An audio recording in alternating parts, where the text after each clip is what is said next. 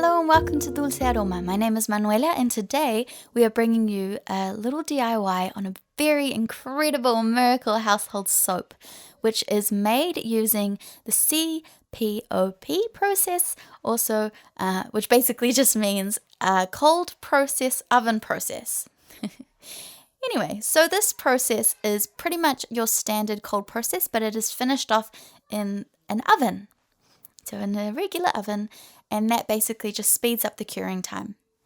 This soap is amazing. Like, I don't think that I could express with my words how much my family loves the soap. We use the soap to wash our dishes, to clean the kitchen, to clean the bathroom, to remove stains from clothes, white clothes, colored clothes, to do like a pre-wash before you put your clothes into the washing machine. We really like this soap because it keeps cutlery very shiny, so that's pretty cool. And for cleaning shoes, basically anything, this soap is amazing. And the best part is that if you've got very sensitive skin, my mother has very sensitive skin to dishwashing soap, this soap is ideal for you because, it is all natural. It is, essentially coconut oil that you're using. And my mum's found the soap to be very nourishing for her skin and has helped her a lot with her reactions that she generally has to dishwashing soap and also to just your standard laundry powder. So this has been really helpful for us. We use it all the time around the house. The only thing we've found that it's not as successful to clean is glass. Obviously, coconut oil is quite greasy, so it will clean the glass, but it won't leave it completely clear. So that's the only thing that we haven't found it to be very successful with. Oh, one thing I forgot was I have little siblings in my house, and this is awesome for cleaning the walls after they've drawn on the walls. It'll definitely remove little drawings and stuff that you have on the walls if you've got kids around the house too. So I highly recommend it, and it's a good environmental solution to a household cleaner, which is really cool. It also lasts quite a long time too. If you cure the bar, a little bit longer, if you make sure that it cures, hardens quite well in the oven, this soap can last you quite a decent amount of time. So as you can see, it's got a really beautiful finish. We've done a little ornamentation with a fork, just a standard fork on top. And I suggest that you think of, a design that is quite different to the soaps that you're going to use for your body, just so that, you don't confuse them. This soap is not going to harm your skin, but it's just good to know which is which. Warning, so to complete any saponification process, we need to be super careful because sodium hydroxide or lye can be very alkaline and can be an irritant for the skin. So this is just when you're making the soap itself. Make sure that you have gloves, goggles or safety glasses, a mask to avoid inhaling during the process of the lye solutions when you're mixing the lye crystals with water. If you can, mix it outside, and also if you can, try to always keep long sleeves on. That will just protect your skin that extra little bit. Cool, so the ingredients: we need 900 grams of coconut oil, 358 grams of distilled water, not mineral water but distilled water. We need 160 grams of sodium hydroxide and a teaspoon of salt. This can be any type of salt. So here we've got our sodium hydroxide and our distilled water. As you can see, we're combining them now. Always put the crystals into the water, as I've said before, because otherwise it can bubble and it can be a little bit dangerous. So this is the safe way to do it, crystals in the water. And like I say, we recommend that you do this outside, and you'll have to let this sit for about half an hour to cool down a little bit because the temperature will rise significantly. So while you're letting that cool off, turn your oven on to the lowest setting that you can. We have just a standard oven, not a fan bake, but again, any oven you have, lowest setting that you have. And as you can see, on the left hand side, we've got our lye solution. This is cooled down, so it's clear, and it's got a similar temperature to our melted coconut oil. So we like to melt it around 40 degrees Celsius, not much hotter than that, because it's best to keep our oils lower than 40 degrees as it can burn some of the nutrients away. The molds that you use in this process are very important. Make sure that you use molds that are oven safe. We recommend molds like this, which are actually for baking cakes or loaves, not ones like these that have a wooden frame. If you use something like this, it will actually melt the glue that holds the wood together. Of course, it's not recommended to put wood in the oven anyway, even though the oven's technically not turned on during the process. It's best to just avoid any sort of trouble, avoid any dangerous situation. The silicone mold without the wooden frame is quite flimsy, so I think that it's safer to just go for something which is a cake mold or a loaf mold that is silicone but is a little bit sturdier. It's definitely oven safe. It's sold that way. We prefer to use molds that are different to the ones that we use for our body wash soap, just because they look different. So obviously the soap that we are making is not harmful for the skin. You can definitely use it to wash your skin, but just to keep it different to the ones that you sell for washing your body, it's best to use a different mold if you can. Although obviously it's not a problem if you're aware of which is which and you tell your customers which is which, then you're totally fine. But yeah, we choose to go for the loaf molds. The pink one, the light pink one on the left, also has some ridges on the bottom. Sometimes with a mixture like this that you put in the oven, you can lose some of the texture on the top. So something like that has a texture on the bottom part of the mold is quite good to have some kind of design. Cool. So to start off the process, we are putting all of our coconut oil into the container that we're going to be creating our soap in. We like to lay down a spoon, a wooden spoon, as you can see, and sieve the lye solution over the spoon. This avoids creating bubbles on the surface of the oil, which is what you want. You don't really want too many bubbles in your mix. You want a nice smooth soap. Cool, so we start mixing it by hand a little bit, and as you can see, it's very clear. The saponification hasn't really started. Then as soon as you put that blender in, you'll start to see it going a little bit cloudy, and that is the process of saponification. That is now turning into soap.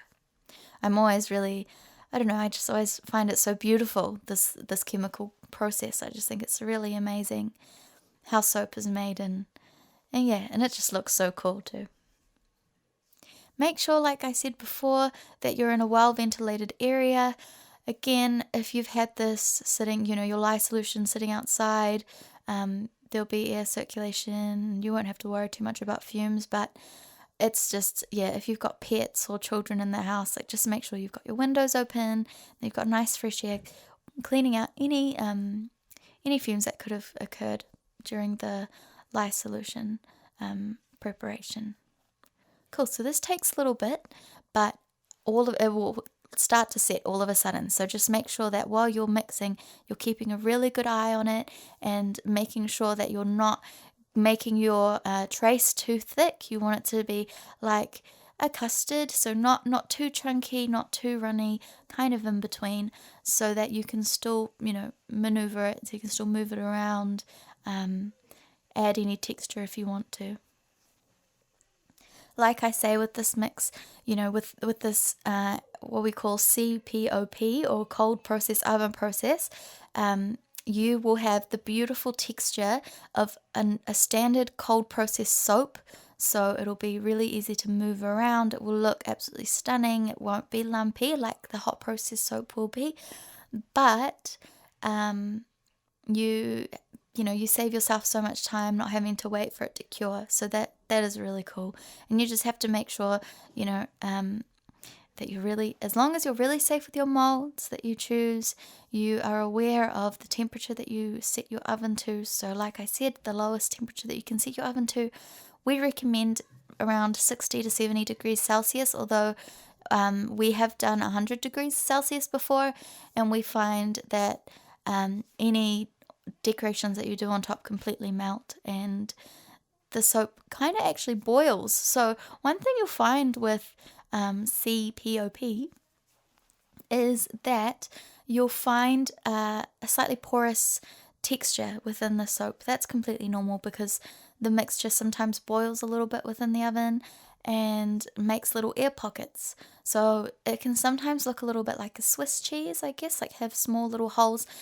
I don't really mind the look of that. If you are, making a really intricate swirl, just be aware of that there may be some bubbles. A way to minimize the little air pockets is to line your mold with baking paper or any, oven safe paper, and that should help keep the temperature within the mold a little bit more stable, and hopefully that will minimize the little air pockets. You're still going to have some, but hopefully less. As you can see, we have our mold over a disposable oven tray. This is just in case any of the mix runs out of the mold or boils over, and so you don't lose any of it, so it doesn't go into your oven and create a mess. So that's what we highly recommend for you guys, if possible, or have some kind of tray that has like a little edge over it, so it's not gonna go anywhere. Anyway, so we've had our oven preheating. Now we're going to turn our oven off. So as soon as you put your soap in, you turn your oven off, leave it in there for 5 to 8 hours. Don't open it. You can turn the light on just to keep an eye on it and just see how it's doing, but keep the temperature consistent. Don't open the oven. If you can avoid to, definitely do, because we just want it to have this consistent temperature, very, very slowly cooling down. That's definitely what you want. So basically what happens in CPOP is that it goes through gel phase. It definitely goes through gel phase, which can make some intense colors. It can change the consistency of your soap as well. I will have a look for some articles and see if I can put some in the description that talk a little bit more about why, this process is beneficial. From my understanding, I've seen that it's to do with the color. It can intensify a lot of colors and give it a more matte finish. Putting salt in the mix also helps your mix harden more.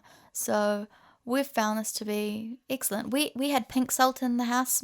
My family prefers Himalayan salt, but you can use any sort of salt that you have at home, and that'll be totally fine. Cool, so now we have our soap out of the oven. As you can see, it is not shiny anymore, and it is very hard. And now you can see the little pores I was talking about.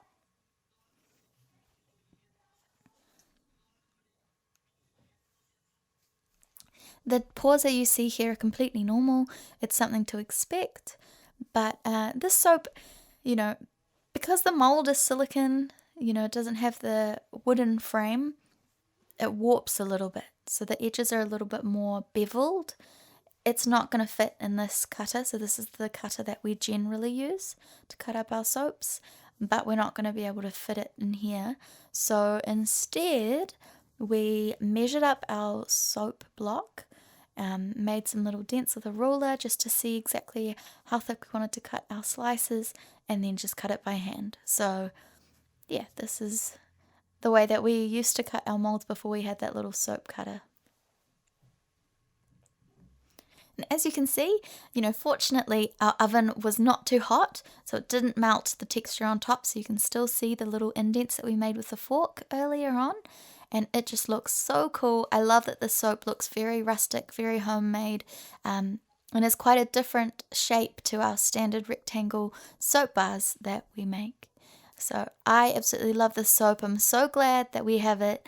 My family absolutely loves it. Here we are going to show you how we test the pH. So as soon as the soap is ready, we grab a little pH strip and you just wash your hands with the soap.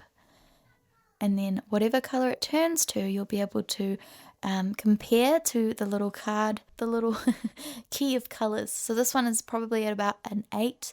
We want our soaps to be anywhere between a 7 and a 9 on the pH scale. So this is ready for use now. If you find that your pH is still a little bit more alkaline, so it's above 9, maybe put it back in the oven and leave it in there for a little bit, or just let it cure for a couple weeks. Maybe the temperature wasn't quite right, but that's okay. Just experiment and see, what works best for you. I hope that you enjoyed this little tutorial that we've made for you. If you try it out, please let us know how it goes for you. If you have any questions or any queries, let us know, and we'd love to talk about this with you. Like I say, we really love this product, and we hope that you guys will appreciate it, and we'll love to use it around the house as much as we do. My mum and I make these videos together in Spanish and in English, and we put them up quite regularly. Please, if you like them, give us a thumbs up, comment on our videos, subscribe to our channel, and we really appreciate all the support that we are given here on YouTube. We absolutely love it, and we hope to see you soon in the next video. Have a beautiful week. See you later. Bye.